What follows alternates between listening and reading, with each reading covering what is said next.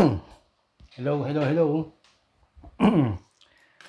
Isang mapayapang Pasko sa inyong lahat. Today is December 24, 9:35 po ng umaga. At maraming salamat at tayo po ay muli ninyong pinaunlakan dito sa pambansang Kagawad. Alam ko po na nagpe-prepare po kayo ngayon. Kanina, maaga po ako namalengke. Konting pang-ihaw mamaya pong gabi. Bisperas ng Pasko, konting spaghetti, tsaka konting queso de bola. Simple lang, para lang sa mga bata.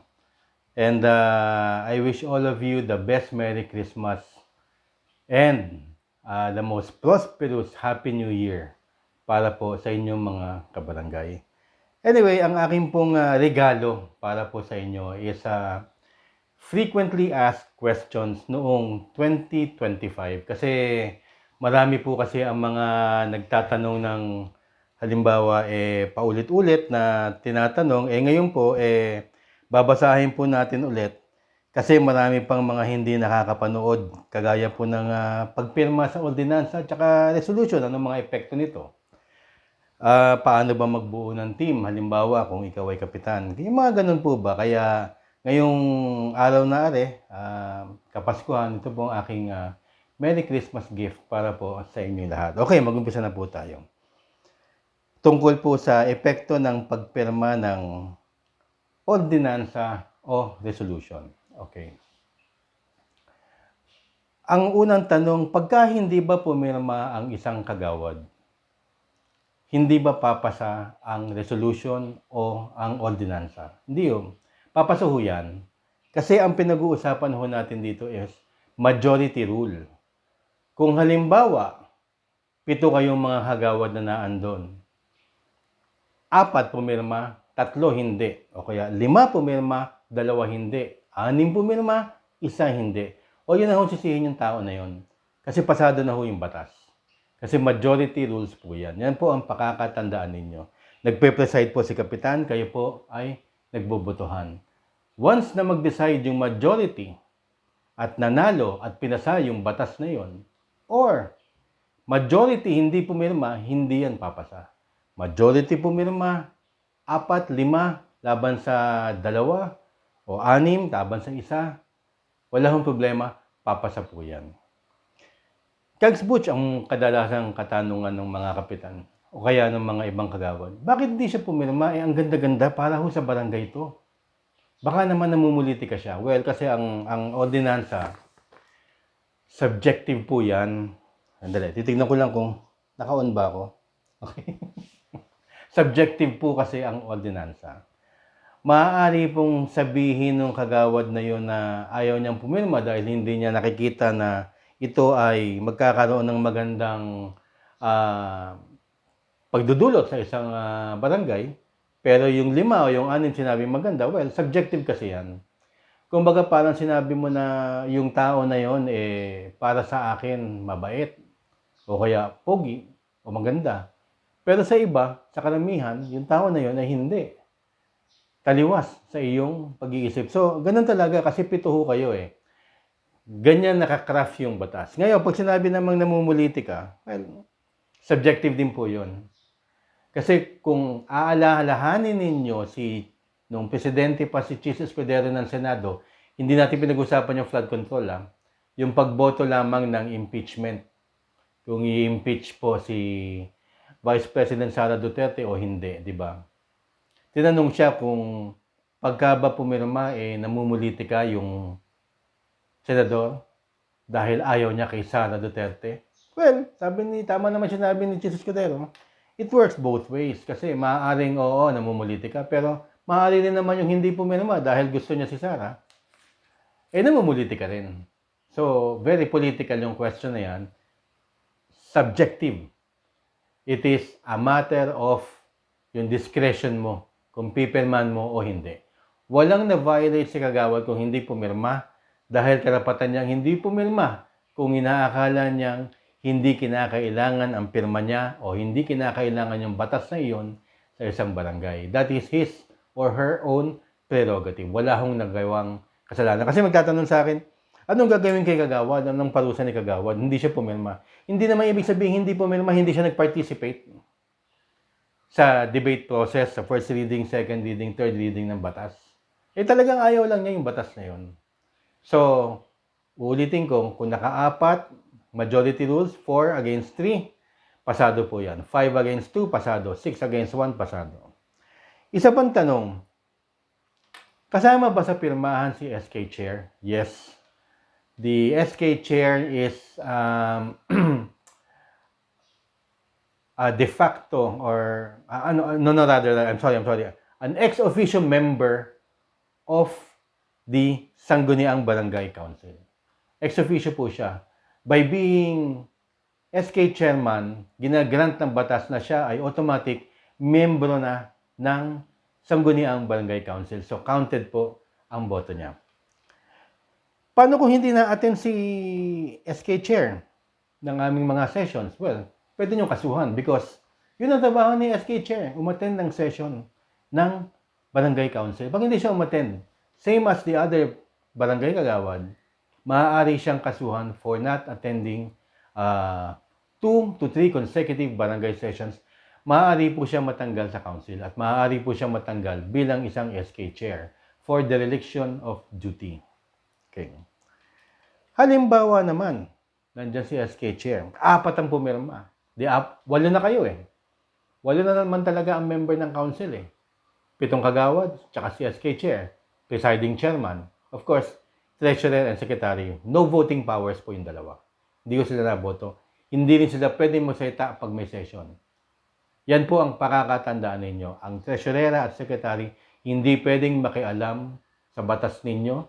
Hindi pwedeng makialam sa usapan ninyo. Hindi pwedeng sabihin, si kagawad, mali yan, siya sabi mo, ganyan. Not unless na pinayagan siya magsalita, number 1. Number 2, not unless na mayroong question tungkol kay treasurer about financial matters at kay secretary about administrative and clerical matters regarding the council. Other than that, ang mag-uusap lang presiding officer at saka members, elected members ng council. 7 kagawad, isang SK Chair. So, nasa na tayo? In case na nag-tie, dahil 8 nga, 7 kagawad, isang SK Chair. 4 yung pumirma. 4 yung pumirma. 4, yes, ipasa natin tong batas. 4, wag natin ipasa. Hindi namin pipirmahan niya. Di itay. Ano mangyayari ngayon? Bababa ngayon si presiding officer po ng barangay to cast his or her vote. Tiebreaker ang kapitan. Okay. So kung halimbawa hindi siya pumirma, edi hindi pasado yung batas. Pag pumirma siya, edi pasado yung batas. Dinig na hintay eh. Oh, okay. Paano ngayon? Merong pinag-uusapan dito. Naku, hindi pumirma si Kapitan sa aking ordinansa. Hindi siya pumirma. May epekto ba yung ordinansa ko kahit na majority na yung pumirma na ipasa na namin? Opo. Walang veto power ang Kapitan. Once na pumasa yan sa council, majority rules, pasado po yan. Ang pirma ni Kapitan doon na mismo pagka naging batas na yan, ordinansa. Makikita nyo niya, author, sponsor, kagawad, pumirma, and then punong barangay. Tsaka itatransmit sa Sangguniang Panlalawi, Sangguniang Bayan, munisipyo or city government po ninyo. Tubig po, excuse me. Next question. Paano kung hindi pinag-usapan sa committee ang resolution o ordinansa? Well, pag hindi nagkaroon ng public hearing yan, ibig sabihin hindi nagkaroon ng first reading at saka hindi nagkaroon ng debate sa second reading or period of amendment sa second reading, alam na pagdaanan po natin yun, kung maalala niyo yung BSKE, talagang hinasa tayo ng Senado dyan ngayong taon. 2 taon, 3 taon. Alam na natin yan. Pagka yan, nagkapirmahan at bigla na lang lumabas, that is tantamount to, panloloko. Hindi pwede maging batas yan kasi hindi dumaan sa proseso. Parang magiging unconstitutional siya kung national law. Pero ito talaga, sasabihin kagad ng inyong sangguniang bayan, it did not go through the proper process, kailangan ulitin ninyo. Kung gusto niyo yung batas na yan, isa lang ninyo na maigi. Kasi kung hindi at may nagreklamo na isang kagawad, makakasuhan yung mga kagawad na yan na grave abuse. At marami pang kaso yon sapagkat perjury yan eh. Pumirma ka sa isang bagay na panlilin lang o panloloko sapagkat hindi nga dumaan sa proseso. So, tatandaan nyo po ang proseso, merong first reading, second reading, tsaka third reading. First reading, committee hearing lang yan. Yung chairman ng committee, halimbawa public health, at ito po yung author ng bill, ng ordinansa, halimbawa Kagawad Marie, ako po yung chairman, si Kagawad Butch, papatawag po kami ng public hearing para sa mga tao. Oy, okay ba itong ordinansa ni Kags Marie? Okay ba to? Okay ba yan? O hindi okay sa'yo? O majority rules? O okay. O pak. Tapos na. First public hearing, tapos na. Second reading, yun na po yung magdidebate. O ano bang mga provision ang ayaw nyo dito? Ayaw namin, masyadong malaki. 800,000 ang hinihingi ni Kagawad Marie para umandar yung mga gamot at saka mga kailangan niyang mobile clinic. Pwede ba natin gawing 400 na lang? O halimbawa lang naman, ano? Dahil pera, no? Sige, di sabihin ni Kagawad Marie, okay, amendment. Amendment accepted. Good. Okay, yun, nag-a-amend na kayo. Okay?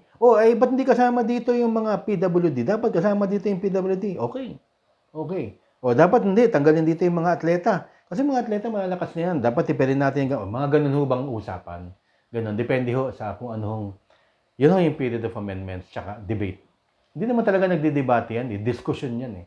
Pero nagkakaroon ng debate dahil kasi kanya-kanyang ideas tayo. So, debate proper pa rin talaga. Parang yung nakikita ninyo sa Senado at saka sa Kongreso. So, third reading, ayan ang pinakamadali. Kasi yan, wala nang usapan. Wala nang period of amendments. Wala nang sasabihin, oy, may ihahabol ako na wala na, tapos na. Hindi ka nag-participate, no? Absent ka eh. Diba? Pwede mo ihabol yan sa next session, pero absent ka nyo ng time na yan. Ang gagawin lamang sa third reading ay, yung aso ko, ang gagawin po lamang sa third reading ay votation. Boboto po ang mga kagawad at si SK Chair kung approve sa kanila yung ordinansa ni Kags Marie. Ang mag-i-sponsor niyan ako as chairman ng komite, and then pagbobotohan po ng lahat. Kung bumasa, diretso yan. Madam Secretary, Mr. Secretary, didiretso yan sa Sangguniang Barangay. Titignan nila kung dumaan sa proseso, kung tama yung ordinansa, kung may kinakailangan pang i-amend ng konting-konti lang o grammatical error. At kung meron kayong budget nga para dyan at hindi siya unconstitutional. Kasi kung magiging unconstitutional naman yan, halimbawa kung sa Committee on Health sinabing, oops, teka muna, bawal magpa-AIDS test pag hindi pumayag. Bawal ang mandatory. It is unconstitutional. Doon marami nagkakamali. Unconstitutional yan. Kasi hindi pwede sa Constitution, sa Philippine Constitution yan. Mayayari buong city ninyo. Okay? Masasabing amateur kayo na. Okay, ano ba to? Wala na bang epekto pag hindi pinirmahan ng kapitan? Hindi, wala akong veto power ang kapitan. Nasagot ko po kanina yan. So, ano ang difference ng ordinansa at reso? Ilang beses na natin na pag-usapan na rin, pero maaaring siguro hindi pa napapanood ng iba. Ang ordinansa has permanence, number 1. Ibig sabihin, pagka pinasa namin ngayon, hanggat hindi na siya naabendahan o nare-revise, tuloy-tuloy po yan. May institutionalize po yan. Halimbawa, ordinance na bawal ang, para madali, ito yung final ko noon eh. Ordinance na bawal ang practice driving tuwing rush hour sa ating barangay. Kasi barangay namin daanan talaga ng maraming sasakyan. So, pinagbawal ko po yung practice driving. Akalain mo naman, rush hour between, nakalagay doon, 7 a.m. to 9:30 a.m. Bawal mag-practice driving dyan, yung mga driving schools, no? Yung mga kasi makaka-aksidente, tsaka babagal yung daloy ng traffic. So, hanggang hindi na, pag napasa na yan ngayon, 2025, meron na yung effect permanence. Kaya nga yung mga ordinansa dapat tinatago yan at ibinibigay yan sa susunod na mga mananalo. Hindi yan sinusunog tapos may mag-iisip na naman na ganun. Meron na, nagawa na ng 2025.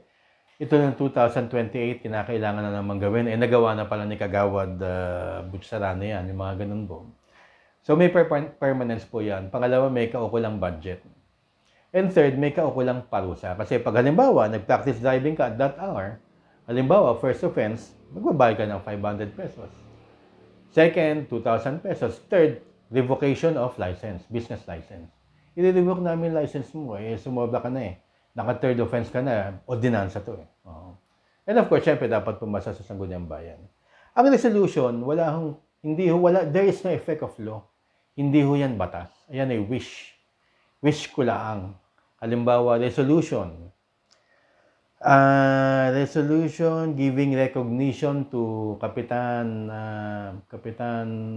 Dondon Francisco for doing a great work in Mandaluyong. Ayan, parang wish lang yan. Sige, magaling ka na Kapitan, binibigyan ka namin ng recognition. Something to that effect.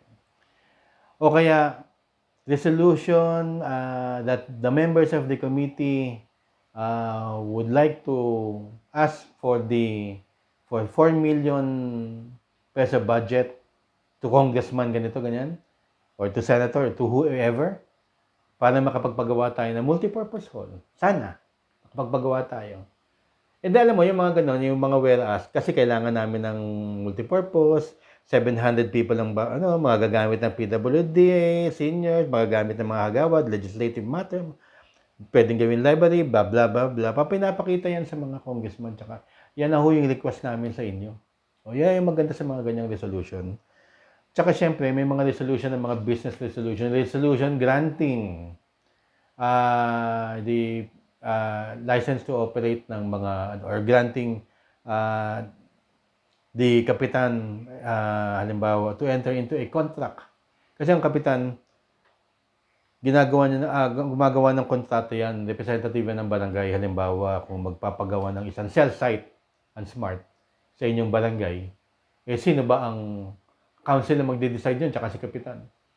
Pero ang council magbibigay ng go signal na we will grant you na ikaw ang mag-represent to us and to enter into a contract with Smart Telecommunications for the cell site, mga ganyan. Pero usually nangyayari dyan, hindi na pinapaalam ng kapitan. Ito yung kasamaan na nangyayari. Halimbawa, bayad na yung kapitan, and then bayad pa yung mga hagawad. Pipirma na yung mga hagawad, may tig 10,000 pesos na. Yun naman ang madalas mangyari pagka hindi dumadaan sa tamang proseso. Napapag-usapan lang natin. Hindi ko sinasabing, Okay, so that is the difference between ordinance at resolution. Pero iba yung sa BAC. Iba yun. Sa BAC kasi, ang committee na yan, very, very powerful yan kasi sila ang invite para magkaroon ng bidding. And then, I think sa 8 members, kasama yung chair, hindi naman usually kasama yung SK chair dyan. Sinasama dyan yung mga veteran kagawad, mga kaalyado ni Kapitan.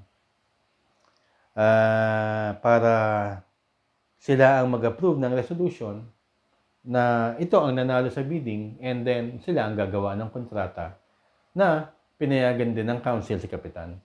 And ito na nga yung budget, and then blah, blah, blah, blah. Iba yung sa back. Very technical yung sa back na pinag-usapan natin noon. Pakihanap na lang po sa barangay tayo, tsaka sa Pambansang Kagawad, at tsaka yung mga inputs ni Cap Dondon.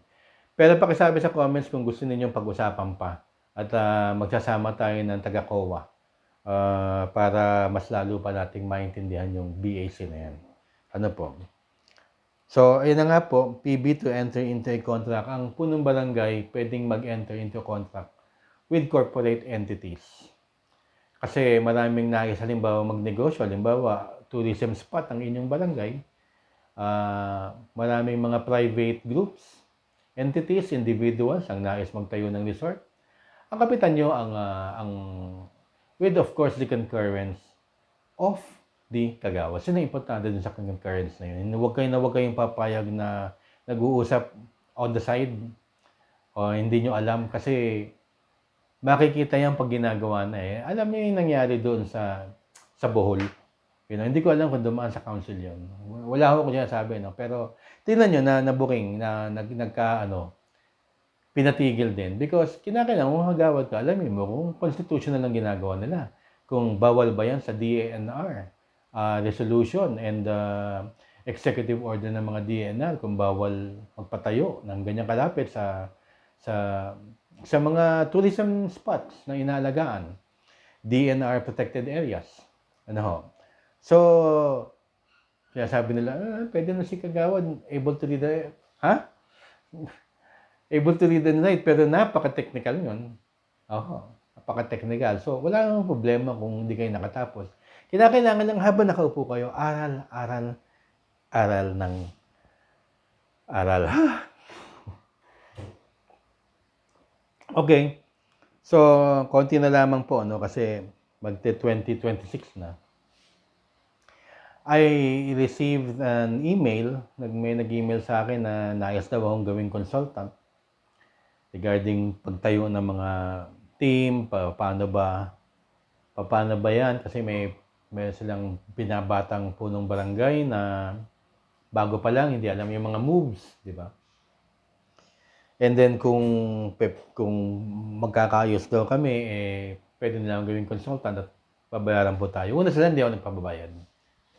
Yan ang number one prinsipyo ko sa paggawa ng show na at saka sa paggawa ng vlog na ito, Pambansang Kagawad. Tsaka hindi kami nagpapabayad. This is our own public service. Isa pa, hindi kami sumasali sa mga politikang ganyan because ang Pambansang Kagawad tsaka sa barangay tayo is for everybody. Nakaupo ka man o aspirant ka man, lahat ng tinutulong nito para for the general welfare. Kasi pag nakaupo na kayo at may alam na kayo at maganda naman ang natutunan nyo din if ever, maraming salamat, di yun naman ang ilalabas ninyo. At yun, through the goodness of your heart, sasaya kami. Kung ganun. Wala hong sa akin, walang kwenta yung pera. Hindi ako nagpapabayad. Kung mananalo kayo, gusto ninyong magpa-consult, nandiyan lang ako sa opisina. Any day, anytime, kung hindi po ako busy, bibigyan ko kayo ng oras. Nais ninyong manalo, hindi ko masasabing mananalo kayo. Gagawa tayo ng strategy, pero libre po yun. Huwag nyo naman sabing nasa likod ninyo si Kags Butch. Dahil hindi naman masasabing mananalo, matatalo kayo Dahil iba nga ang laban ngayon, hindi ko kaya yung may pera. Iba ang strategy ko. Tao-tao. So, ang unang gagawin ninyo, halimbawa, kung nais ninyong mag-survey muna kayo. Kung may tunog yung pangalan ninyo, regardless kung kapitan ka o kagawad. Mag-survey muna kayo ng sarili ninyo. Madali lang naman yan, pero tuturo ko yung paglaon-laon, Number 1. Alamin ninyo kung ilan din ang tatakbo. Halimbawa na kapitan. Kung 3, 4 kayo, maghahati-hati kayo ng boto. Saan ka malakas? Saan ka hindi malakas? Pero kung bago ka, hindi ka malakas, paano ngayon yan? 3, alamin mo kung yung kapitan nakaupo malakas mamili ng boto. Or ang bakil niya si Gob. O kaya ang bakil niya si Mayor. O tao siya ni Mayor. Mahirap yun. So, kailangan alamin mo yun kasi ikaw ang magdedesisyon kung sasabayan mo ba siya o hindi. Of course, yung decision na yun sa inyo yun, labas ako dyan Pero ako kasi by nature, tsaka kahit noon, hindi po tayo namimili ng boto. Kahit nung kagawad pa po tayo. Manalo, matalo, sige na. Bahala kayo, basta hindi ako mamimigay. And from there, kung aalamin mo kung sasabay ka sa gastusan o hindi. Pero I suggest na wag na kasi lumalaki ulo ng taong bayan Kala nila kasama talaga sa election yun. Doon mo malalaman kung may chance ka o hindi. And then yung pagbuo mo ng team, doon mo rin malalaman kung may pag-asa ka ba doon. Halimbawa, paano ngayon yung mga hagawad mo? Pipili ka ba ng mga makakatulong sa sa politika at makakatulong sa sa public service? O kaya mo silang dalhin? Dahil meron kang sandata. Diba? So, yun muna ang kinakailangan mo tanongin sarili mo as kapitan.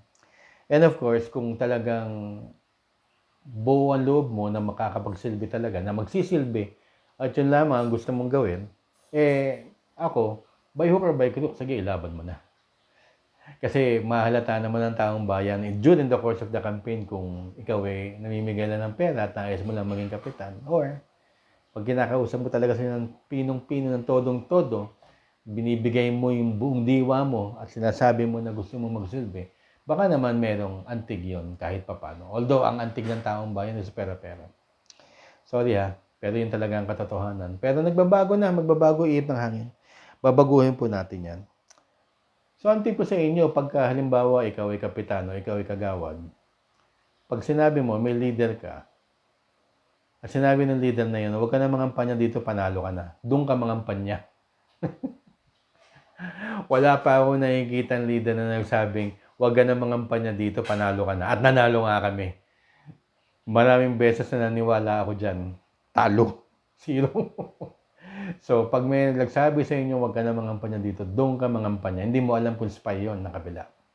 Number 1, maraming spy. Number 2, mamili ka ng, huwag ka nang mag-leader. Alam mo ang leader kasi, pag ang leader, pinalinapitan mo, minsan yung leader na yun, galit na yung mga taong bayan. Pag nagkamali ka ng pagpili ng leader, galit na rin yung taong bayan sa'yo kahit na santo ka. Kahit na napakabait mo. Hindi mo kilala eh. Diba? At nagsasadya sa'yo, ganito, may hawak akong tao. Marami kang mamimit na ganyan. May hawak akong tao. Yung pala wala. May hawak siya, maraming galit. Ngayon magiging kaaway mo na sila. Dahil identified ka dun sa leader na yan. Kaya ako, as kagawad, hindi ko alam sa mga kapitan ha. Hindi pa tayo tumatakbong kapitan. Pero as kagawad, hindi ako nagle-leader. Tao-tao. Yung mga leader, usually galit sa akin dahil nga hindi ako nagle-leader eh. Pero ang ginagawa ko, halimbawa si Joey, dun sa bahay na yon. Ayaw mo man sa akin, pupuntahan kita, magbibigay ako respeto. Politika lang naman to eh. Ba't naman kita kaawayan? Ayaw mo lang naman sa akin sa politika, pero I'm sure, love mo rin ako. Yung mga ganun mga biruan, nakikipagbiruan tayo. Pero kung talagang nahihiya siya sa kanyang kapitan at sa mga kagawad na sinusuporta niya, talagang magdideclare yun. Pero hindi ko titigilan yung bahay na yun. Kasi alam ko meron siyang misis. Meron siyang mga anak na botante. Hindi man lang kita makuha, sisiguraduhin ko makukuha yung 4 o 5 nakatira dyan sa bahay ninyo. Araw-arawin ko yan. Diba? So, maaring maisingit ako. So, ako, ganun na naman style ko. Isa-isa. Bahay-bahay, isa-isa sa bahay na yun. Bahay-bahay, isa-isang sitio. And then mamaya, isa-isang komunidad. And then isa-isang grupo. And then, pag nagawa ko yun from January to May, tsaka, nagsusolo pa lang ako niyan, wala pa akong team. Kasi pwede ka pa mag-solo, sabi ko nga sa kabilang vlog ko. I-assess mo na yun sa May. Ito mga napuntahan ko, ayaw sa akin ito. Pag ayaw sa'yo, balikan mo yun. So, ito na. Ma-assess mo na yung sarili mo. Oops, nakakapagbilang na ako. Yung pagbilang ng boto, meron po tayong vlog tungkol doon. Matagal na. Very effective po yun. Marami pong gumamit at marami pong nanalo. Dahil po sa pagbilang ng boto. Kaya balikan nyo po yun, mga kabarangay. So, yun po ang aking munting gift sa inyo. Merry Christmas ba? Merry Christmas ba? Ang huli kasi tanong, tuloy ba sa 2020? Oo naman tuloy. Sa November 2, 2020, not unless nga nabaguhin ang Kongreso, pero wala pa naman tayo naririnig na magfa-file eh. Hanggat wala nagfa-file, especially pagdating ng May, Enero, Pebrero, Marso, Abril, May, after 5 months.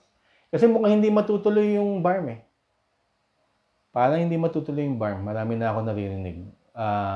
Kasi declared as unconstitutional yung BAA 77.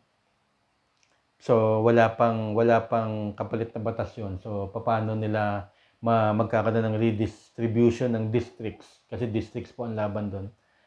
Wala pang bagong batas. So, baka nga hindi matuloy. So, by May, tama pag-assess mo sa sarili mo, at wala pa rin pag-file, nakakasigurado ka ng 80% malapit na eleksyon. May, June, July, August, September, October, November.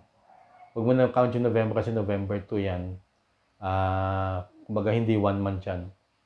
So, October talaga bakbakan na yan. Well, actually, July, August, bakbakan na yan eh. Dapat may team ka na.